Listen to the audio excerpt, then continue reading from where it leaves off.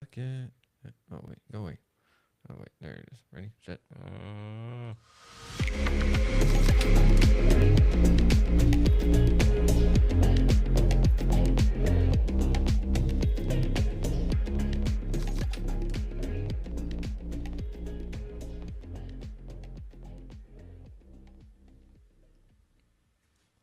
Hello, and welcome back to Aftertakes on Retrieving Sanity with their podcast host Keegan, and this is Aftertakes. I just said that. Sorry, my brain has been all sorts of weird lately for different reasons. They're all good. Don't worry. I'm just tired. So I just spoke with Larry Bograd, and he is awesome. He has a very authentic, very compelling memoir story, just experience and everything like that that goes with it. So he's very authentic, very genuine, and he's very um, how should I say, not quaint, not. I don't know what word exactly I'm looking for, so forgive me if you ever watch this after take. So far, I know two of my guests have seen their after take. One of them being Andy Y. West, the author of The Dopamine Mountain. So go check that out. She's awesome. That was a fun conversation. I can't wait to speak with her again because I need to figure out how to really like take charge of my dopamine and all the other stuff that went with it. Because as awesome as of a conversation as that was at the moment, like it's hard to retain a whole lot whenever you're doing this kind of stuff. And like, eh, that's the worst part about being a podcast host is just like I get to speak to all these awesome people, and they have some seriously amazing stories and have some amazing experiences that I will never have myself, more than likely. And I should really pay attention to all what they're saying. And then my brain goes, you remember that other guest? Oh, and what about that guest? Oh, what about that schedule? What about this? What about that? It sucks. So it kind of it's hard to focus sometimes. So that's why I'm really grateful to a certain guest that has helped me uh, figure some stuff out. But the only thing is that I still need to sleep, and I didn't sleep last night very well because I was working on the podcast, and I didn't realize that it became 1 o'clock in the morning very quickly whenever I was just sitting there editing. Yeah, time literally just flew away. But that doesn't subtract from what I spoke with Larry about. And I have to say, I do not envy his 13-year-old uh, self, in a sense, if that makes any sense, because one of the things that popped in my head was like, I'm really glad that my 13-year-old story is definitely not that. Because my 13-year-old story is finding out that my grandparents switched. That was weird.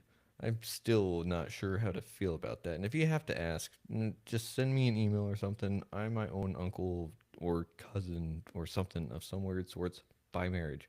Anyways, so um, hearing his experience with, losing his father by suicide at 13, just 2 weeks after his bar mitzvah, is like, oh, a lot. And that's a lot to process. And I feel like almost, I kind of dropped the ball. I'm just going to say I dropped the ball on this one. I did drop the ball on this one. I'm very uh, booked. When I say very, I don't know if I'm being harsh or truthful or any of the in betweens on it. Am I too much or am I not enough or is it somewhere in between? I think it's a little bit on the too much aspect right now, and I may need to just pump the brakes on that and then focus on the rest of the guests and everything that I've already got and focus on the content there. And then once it's a little bit more solid in the moment and like 2 months out, then I can go further and maybe, I don't know. But that's kind of thing is that I just, my feet hit the ground and I run, and that's what I do. And that's what I did whenever Larry's invitation came across my inbox. And I was like, oh, yeah, let's go. And then I was messing around with the calendar and I accidentally deleted his submission form and stuff. And so I was like, oh, like, I don't know what I did. And so I caught it. And actually, no, he caught it. He sent an email back and I was like, wait, what? And then I was like, oh no. So trying to get ready for this interview, uh, like last minute, because I still have a day job, really sucked.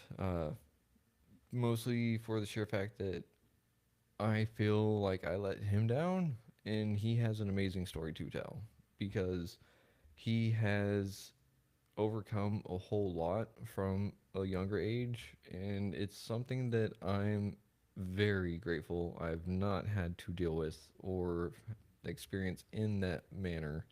Uh, and so I don't know where I would be.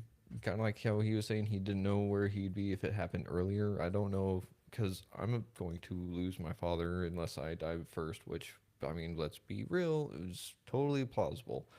So I haven't really thought too much on that, but like it's scary. Like I can't imagine it, and he's lived it since he was 13, and that takes a lot for someone. It's not something that's very easy to, like, it's not easy to just exist whenever you're dealing with loss, whenever you're dealing with grief, whenever you're mourning. It's hard to just exist.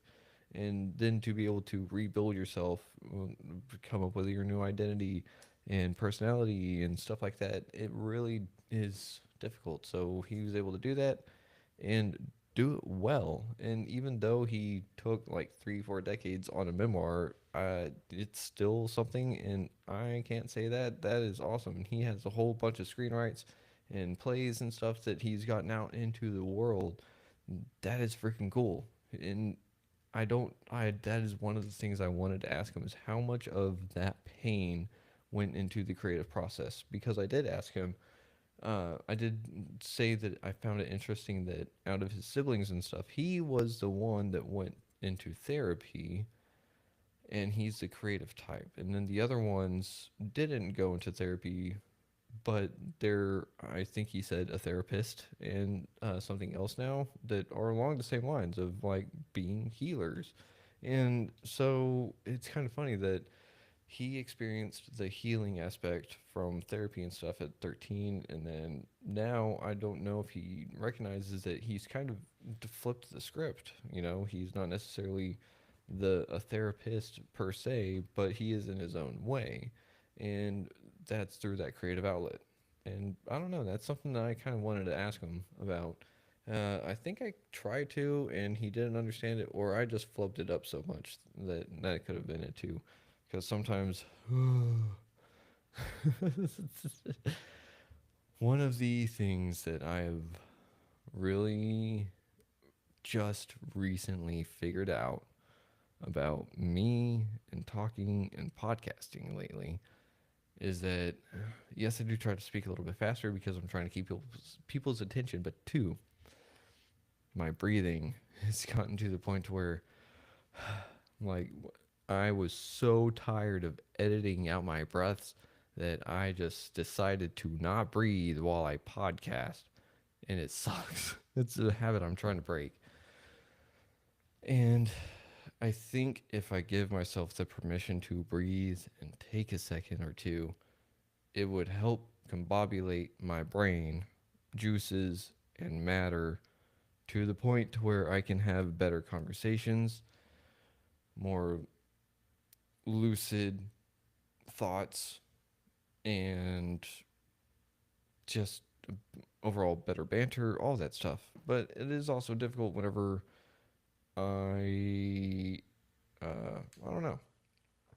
But speaking with Larry has kind of opened up that floodgate somehow. I don't know how or why. Um, and I think it's because like I could see parts of myself in him, and it's like, oh, okay. And it's like he can do it, I can do it too. And but what is it? Being okay. you know, like, and okay in quotation marks, like okay, that's enough, right? Um, but sometimes it's just difficult, you know. I don't know. I just realized that I have to go get groceries, so uh, as much as I love doing recordings and stuff and all that, I also like eating food. We've got to go get some special groceries this time around. So, groceries like diet, you know. So, don't let your head go in the gutter. Anyways, we're out of here. I'm going to go get some Walmart's foods and also like just stuff. I'm just going to get stuff. You don't have to worry about like how many phones I have because I only have one. Um, do I? Actually, yeah.